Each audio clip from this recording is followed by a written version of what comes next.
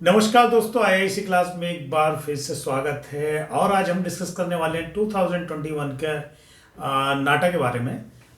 जैसा कि इस बार मैंने सोचा है कि प्रिपरेशन जो करनी है नाटा के लिए या जेई सेकंड पेपर के लिए, सीड के लिए, यूसीड के लिए, ठीक है।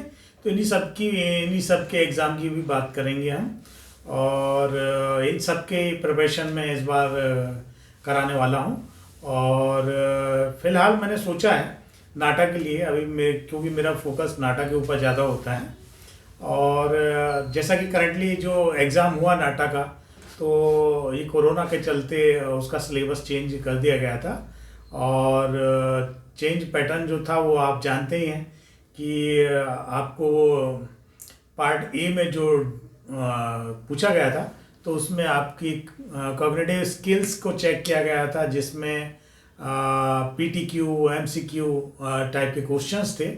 और पार्ट बी में आपका जैसा कि जनरल एप्टीट्यूड होता है वैसा ही था, पीसीएम था इस बार, फिजिक्स केमिस्ट्री मैथ्स भी शामिल था। और जैसा कि ओल्ड पैटर्न था, ओल्ड पैटर्न के बारे में भी आप जानते हैं कि जो पार्ट ए जो होता था ओल्ड पैटर्न में, वो आपका कहना चाहिए रीजनिंग होता था, और पार्ट बी जो होता था वो आपका होता था ड्राइंग का, ठीक है। तो पार्ट बी में जो ड्राइंग स्किल की आपको आवश्यकता होती थी, तो उसमें आपको 3 क्वेश्चंस आते थे। और मेरे ख्याल से बाद में 2 क्वेश्चंस आने लगे थे, लेकिन 2 क्वेश्चन का भी मतलब उसमें 3 ही था, क्योंकि एक क्वेश्चन में आपको ए और बी करके 2 क्वेश्चन पूछे जाते थे कई बार, ठीक है। तो ऐसे 3 क्वेश्चन आते थे। तो एक आपका होता था 2D कंपोजिशन का, एक 3D कंपोजिशन का और एक पर्सपेक्टिव का, ठीक है। तो ये तीनों ही प्रकार की आपको ड्राइंग स्किल पूछी जाती थी। और ड्राइंग स्किल में आपको कहा जाए कि रेंडरिंग आए, आपको लाइटिंग इफेक्ट आपको शो करना है, रियल ऑब्जेक्ट जो होता है उस टाइप की रेंडरिंग आए, ठीक है। पर्सपेक्टिव का सेंस हो आप में, ठीक है। नीटनेस, क्लीननेस और क्रिएटिविटी, ड्राइंग की स्किल, और ऐसी बहुत सारी तमाम बातें जो कि ड्राइंग स्किल में आवश्यकता होती हैं, वो सारी चीज़ों का टेस्ट किया जाता था, ठीक है। और ये कॉग्निटिव स्किल का जो टेस्ट हो रहा है वो भी ड्राइंग बेस्ड क्वेश्चन होते हैं, जिसमें कि कहना चाहिए कि आपके लॉजिकल क्वेश्चन भी होते हैं, और कहना चाहिए कि डिज़ाइन के प्रिंसिपल पर या ड्राइंग के प्रिंसिपल पर बेस्ड क्वेश्चंस भी होते हैं, ठीक है। तो इस टाइप के क्वेश्चन पूछे जाते हैं। तो इस बार मैंने जो पैटर्न तैयार किया है उसमें ऐसा कोशिश की है मैंने कि जो नया पैटर्न है वो और जो कहना चाहिए ओल्ड पैटर्न है वो, ये दोनों को कंबाइंड करके मर्ज करके मैंने एक सिलेबस तैयार किया है। और उस सिलेबस के हिसाब से मेरी कोशिश होगी कि नया और पुराने दोनों पैटर्न की जो भी स्किल्स हैं वो सारी की सारी आप में डेवलप हो जाएं, जिससे कि यदि क्वेश्चन पेपर किसी भी प्रकार का आता है तो वो आप अटेम्प्ट कर पाएँ और उस एग्ज़ाम को क्रैक कर पाएँ, ठीक है। और ये जो कहना चाहिए स्किल्स आप डेवलप करेंगे, ये आपको कहना चाहिए होल लाइफ काम आएंगे। यदि इस कैरियर में आप रहते हैं या इस फील्ड में आप कैरियर बनाते हैं, तो ये स्किल्स आपको क्या है डेवलप करनी ही पड़ती हैं। क्यों? क्योंकि आपकी पूरी स्टडी जो है इन्हीं स्किल्स के ऊपर बेस्ड है, ठीक है।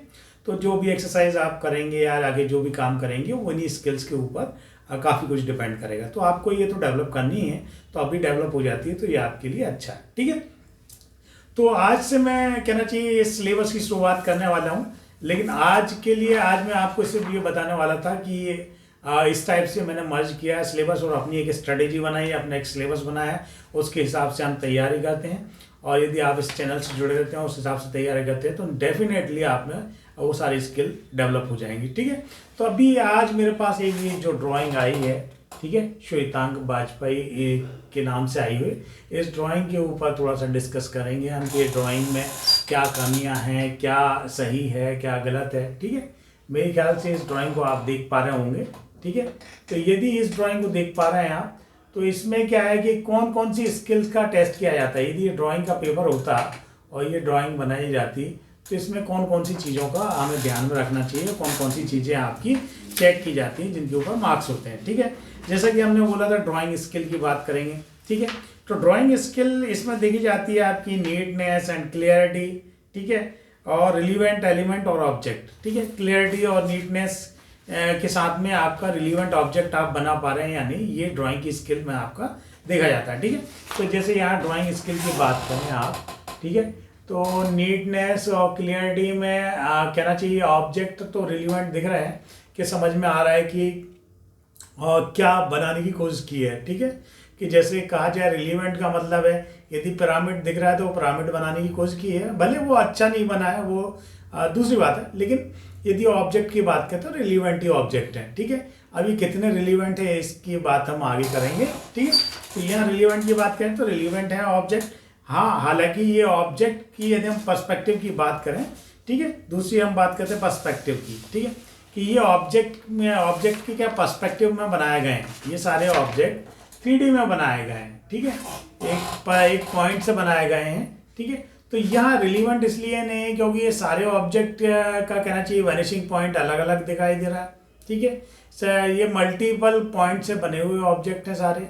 ठीक है, तो यहाँ का है कि यदि ये 3D का है, 3D के बारे में यदि टेस्ट लिया जाता है आपका, तो यहाँ पर थोड़ा सा आपको क्या मार्क्स कम मिलेंगे या कहना चाहिए उसमें आप फेल होंगे कि ये सारे जस्टिफाई कहना चाहिए पर्सपेक्टिव नहीं है। ठीक है, या जस्टिफाई 3D नहीं है। ठीक है, तो इनको जस्टिफाई करना, तो जस्टिफाई कैसे जस्टिफाई, तो मैं ये चीज़ में मैं आपको आगे बताऊंगा कि किस टाइप के जस्टिफाई आपको 3D बनाना आना चाहिए। ठीक है, तो यहाँ पर ये आपका पिरामिड, सिलेंडर तो दिखाई दे रहा है आपका, और क्यूब दिखाई दे रहा है। ठीक है, क्यूब, सिलेंडर और पिरामिड, 3 टाइप के एलिमेंट बने हैं और तीनों अलग अलग साइज के बने हुए हैं। ठीक है, डिफरेंट साइजेस के बने हुए हैं। ठीक है, तो ये समझ में आ रहा है, लेकिन वो क्या है कि क्लियरिटी से बने नहीं है, कहना कि सही पर्सपेक्टिव नहीं बना हुआ है, तो यहाँ पर आपको मार्क्स कम मिलेंगे।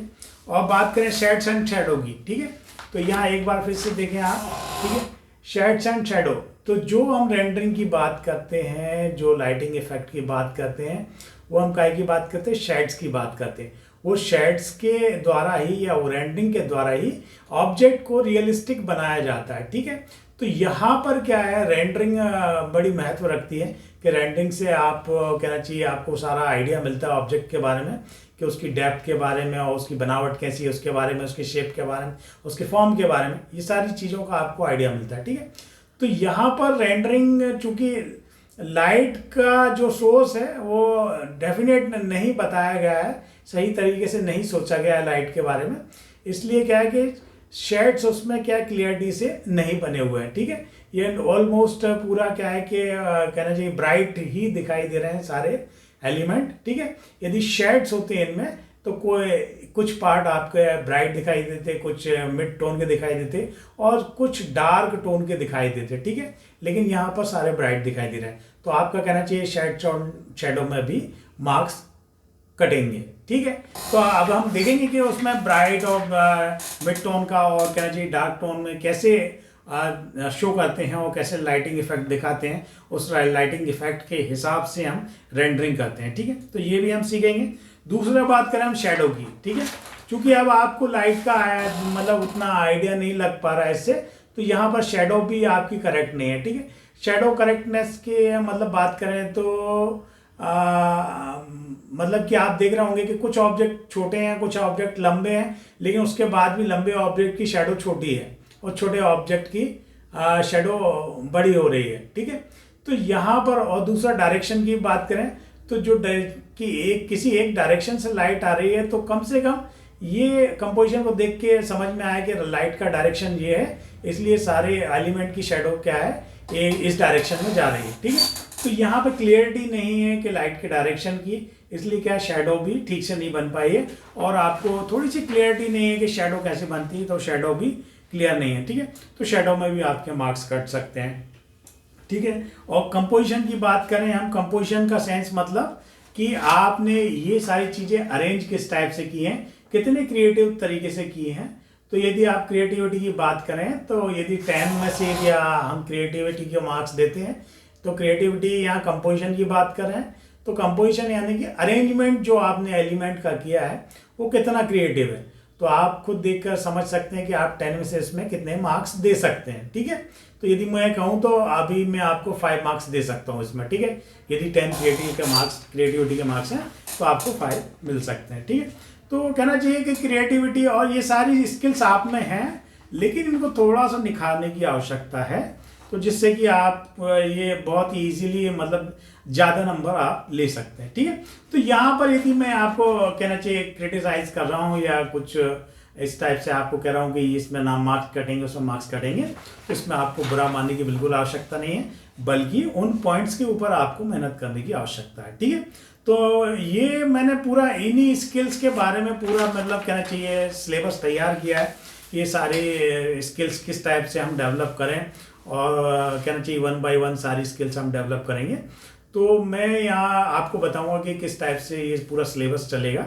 ठीक है, तो आज के लिए बस इतना ही कि ये दोनों को मिला के मैं कल से स्टार्ट कर रहा हूँ क्लास। तो आने वाले एपिसोड में आप देखेंगे कि पहली क्लास में हम पूरा देखेंगे कि पूरा कहना चाहिए मैं सिलेबस बताऊंगा कि 1 बाय 1 हम क्या क्या सीखेंगे और एक टॉपिक के ऊपर हम डिस्कस करेंगे। ठीक है, और उसी को हम डेवलप करेंगे। ठीक है, आज के लिए इतना ही। Thank you so much, keep watching, और निश्चित ही तौर पर आप देखें। और इस बार मैं बहुत मेहनत करने वाला हूँ आप लोगों के लिए। तो कल से हम स्टार्ट करते हैं। Thank you so much, keep watching.